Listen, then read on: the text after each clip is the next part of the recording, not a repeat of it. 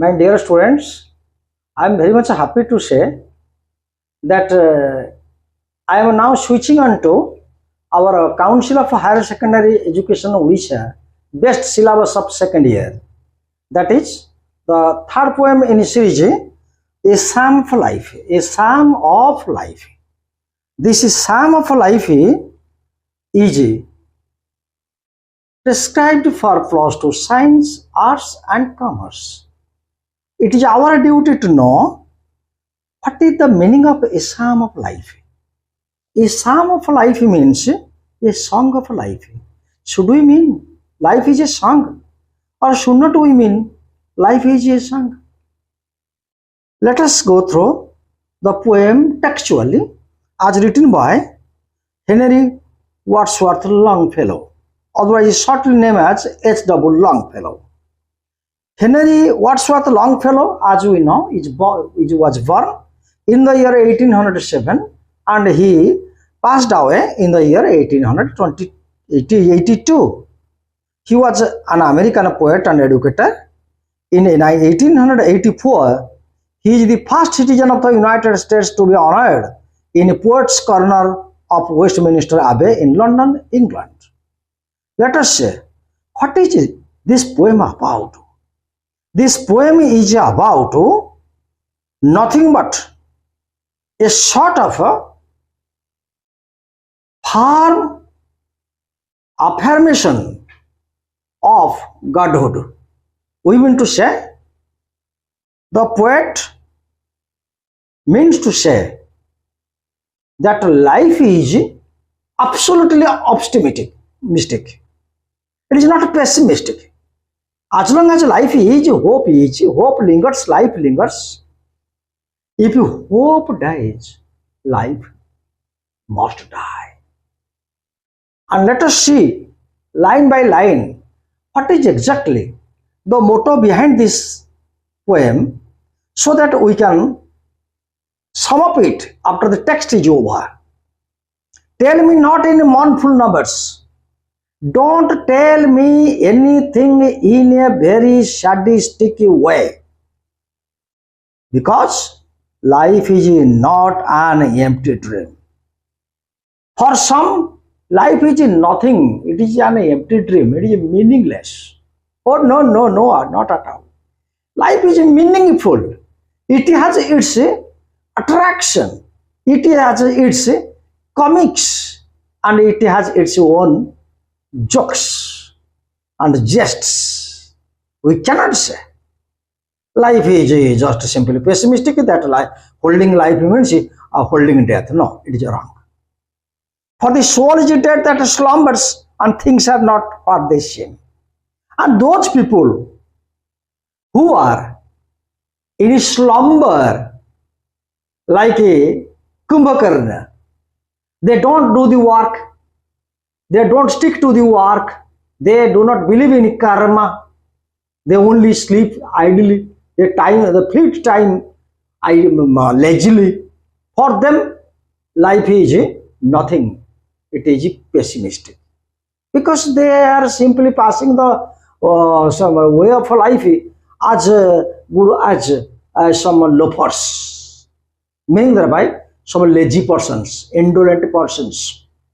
But those who are active in their life, those who are committed to their life, because life is nothing simply a life, it is a duty. We are born means we are going to die. So death is more certain than birth, because birth we could see, but death after death we cannot see what death or how death is or where death is to stay. So the poet says, tell me not in mournful numbers, life is but an empty dream. For the soul is dead that slumbers, and things are not what they seem. Things are not what they seem. All that glitters is not gold. There are some metals like mica. They also glitter like gold. It does not mean they are gold. So appearance and reality, apparition and appearance are two things. We have appearance, but we have apparition. But reality is something, apparition is something, appearance is some other things. If one has got, one looks very simple, one looks very subdued, calm and quiet. It does not mean that he is a good man. He may be a snake crawling in the green grass of life. If opportunity comes, the snake might sting you, the snake might eat you or sting you to death. So, all that glitters is not gold. Face is the index of a heart. Yes, to some extent face is the index of a heart. But face cannot give the calculation of a man's total heart. Because this man is consisted of two things, animality and rationality. If the rationality is more than animality, then the man is getting purified time to time towards the noble job. If the reverse takes place, animal quality is more and more prominent than the rational, then man is tending towards demon or giant. Of course, finally we can say be Ravana or be Rama. If you become Ravana, you will be killed by Ram. But the present poem is not in that context, because it is a Christian Bible based poem. But we have to appreciate it in our angle. Life is real, life is earnest, the poet says. And the grave is not its goal. Dust thou, or to dust thou returnest, was not spoken on this wall. Life is real. Life is earnest. We cannot think that why this life on this earth. Bravo, if there is no life, I have told you already, there is no hope. If there is no hope, there is no life. Hope dies, means life dies. So God created man, Adam and Eve, to continue our procreation system, because man is the most handsome and paragon creation of God. So for man, life is priceless.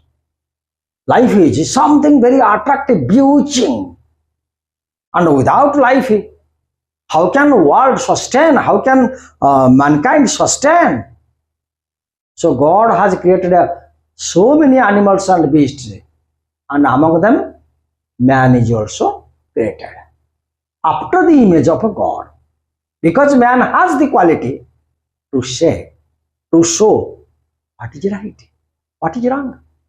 So this kind of a rationalism gives man a preference to all other subordinate animals or species in the world. So my dear, life is real, life is urgent, it is earnest. The goal of a life is not a death or a grave.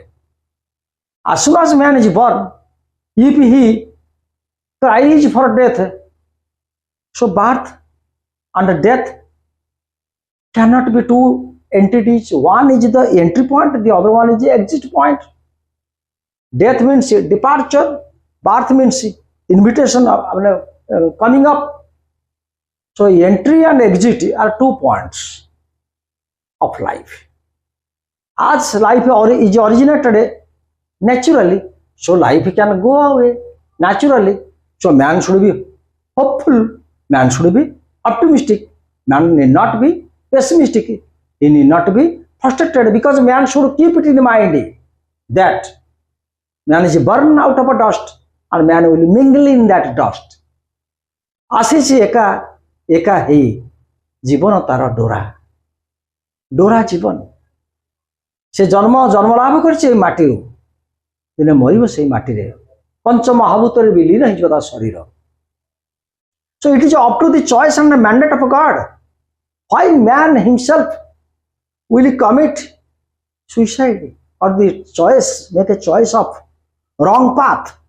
So for world, life is earnest, life is urgent, life is absolutely necessary, but death is not absolutely necessary. Let death come on its own way, no problem. But we cannot bring or drag death to our life. Why? Because we are God's children. Why should we? So the poet says, not enjoyment, not sorrow is our destined end or way. Man is not born only to enjoy. Man is not also to born only to suffer. No. Life is a mixture of good and bad, happiness and unhappiness, fruitfulness and frustration, bitter and sour, sweet and sour. So life has the silver side, life has the dark side. So life itself, the journey of life is the life of a pilgrimage or pilgrim. So as long as life is, it is a journey, begins from birth, ends in death. The place between entry and exit is the action-oriented place of man. Whatever man will do, that will be reflected in the society. So man is a social animal. Then the poet goes to say, but to act, that each tomorrow finds us rather than today. The work of today should not be put off OFF for the tomorrow. We can't postpone the work of today for tomorrow, because tomorrow is blind. Tomorrow is uncertain. Tomorrow may appear quite romantic, pleasant, but it is an elusive tender girl, after whom if we run, she will disappear. So it is better that the work of today should be done now, this minute. Each and every minute in our life is valuable. So we cannot stay put with our hands checked and wait for tomorrow. Tomorrow is always farther than today. So why should we wait for tomorrow? Work and work. Presently work. So the work of today should be done now, this very minute. Each and every minute, once gone out of hand, cannot return. So my dear, the work of today, the duty of today should be done today. But if we become idle and lazy and think that the work of today may be done tomorrow or some other day, the time will never be plenty for you and you cannot do the work. So the workable man is a right man. For him life is glorious, full of values, worths. So the poet says, art is long and time is fleeting. Time is not fixed. It is running away. Time is not checked by anybody. It minds its own business. But what remains? Art, quality, politeness, gentleness, helping nature, devotional nature, divine nature, noble work, noble deeds. These are the art which continues in the world even after man is dead. So art is long, time is fleeting, and our hearts, thou stout and brave, we claim that no, death cannot come to us. So I can do or we can do whatever I like. No, not at all. Our heart may be strong and stout, but it's like a muffled drum. If a drum is broken, the muffler is broken, drum will not give sound. So life is compared with a muffled drum. And if once life is gone, we are in the process of a funeral. Harinama Satya Hai, Ram Nama Satya Hai, Harinama Satya Hai, Ram Nama Satya Hai. So if you are aware of the coming death, if you are aware of the purpose of life, we cannot show audacity, vainglory, that I am so and so. My father, my mother, my uncle, etc. they are Tata, Dalmia, Viroda. No. No audacity. Ravana shows his audacity and is killed by Rama. So, my dear, life is life if it is full of a noble work. Life is not the reflection or a mirror of audacity and vainglory. Life is short, but quality is long.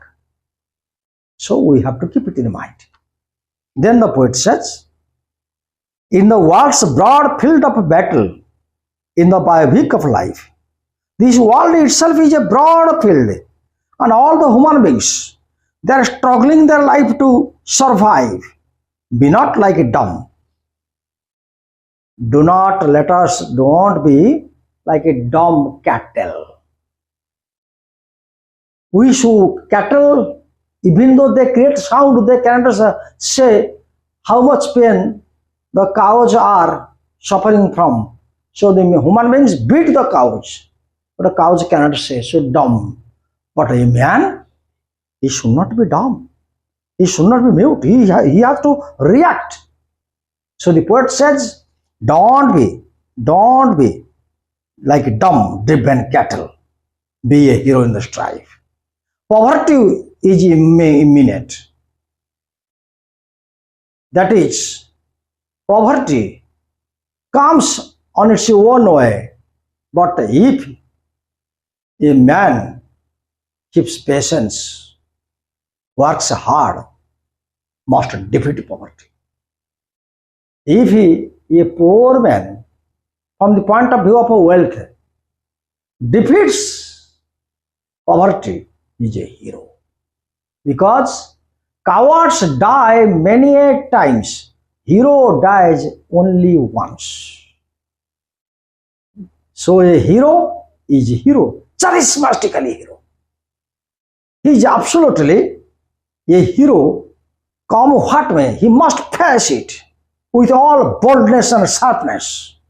His heart his mind and heart and looks are magnanimous, enlarged, voluptuous, and he cannot contract himself and say, oh, I shall die. No. If one fights to survive against poverty, he is a hero, not a guy or cattle, or nor a dumb buka. Trust no future, however pleasant. Don't believe in the future. Future looks very pleasant, very beautiful. Past is past. Take to present. Because the present is the living present. Act in the present living. So we need to do karma in the present time. So time is money, and time is work. So if you want takes to time, does the work accordingly. Yes, heart within and God overhead. We should not forget that there is some invisible power over the sky, over the earth. There is some invisible power we may call God. Whichever religion we may believe.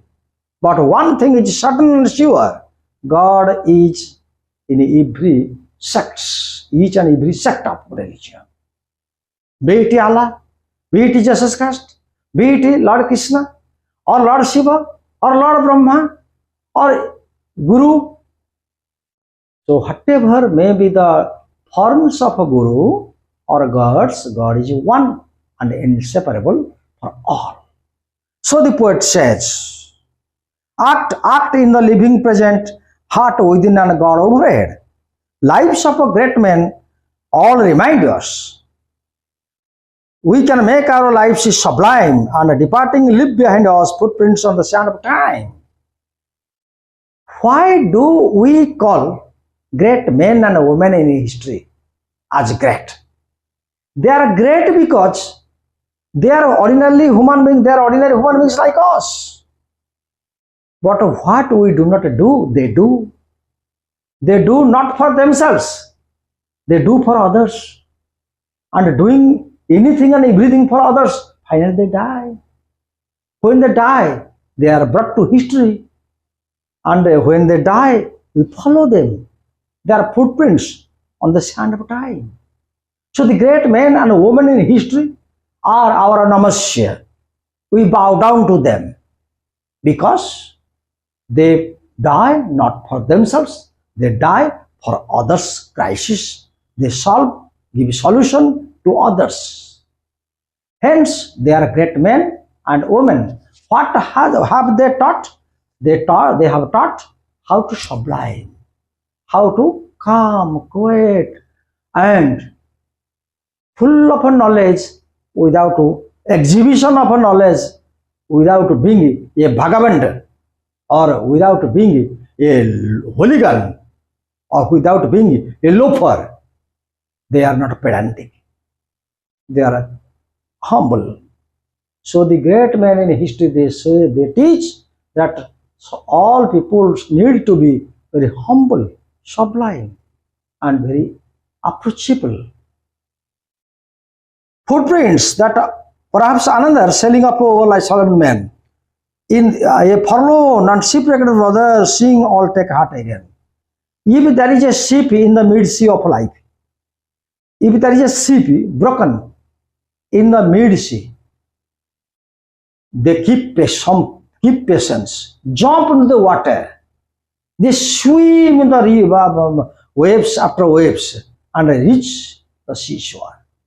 If we do not master up courage, if we do not develop courage and energy, then how can one jump against the oddity, all adverse situation? So it is the crew, the passengers in the ship who look how the ship is sinking. Still then, they are not afraid. They are jumping into water and swimming to the seashore. They are real heroes. They are real heroes. They are courageous. Let us then be up and doing. Within a heart for any fate. Situation, fate means not bhagya. Any situation may come. Adverse situation may come. Difficulties may come, hurdles may come. But we must stand up to the time by our own leg and stand up for others always. With a heart for any fate, still achieving, still pursuing, learn to labor and to wait. While struggling for the best of our life, we should not expect that God will immediately sanction the fruit of our work or duty. We should learn how to do the hard labor, but we should wait, watch what God is going to give. But we should not wait without doing any work. Do hard work, do hard labor. Automatically, God will give you the results of your work. But if you say, wait and say, God, unless and until you give me my dues, I cannot work and I shall say, well, it's a best lesson wrong. So, life song, a psalm of life is the song of life. Your song is a bit philosophic. Morals. It is giving a biblical overtone so far as the Christendom or the poet belongs to United States of America. But in our religion also, we know how duty is beauty and beauty is duty. Beauty is truth and truth is beauty and beauty is God. God is truth. So this poem, Song of Life, Psalm of Life, is the song of life. Take life easy, do hard work, everything shall be solved. If you smile, we must smile.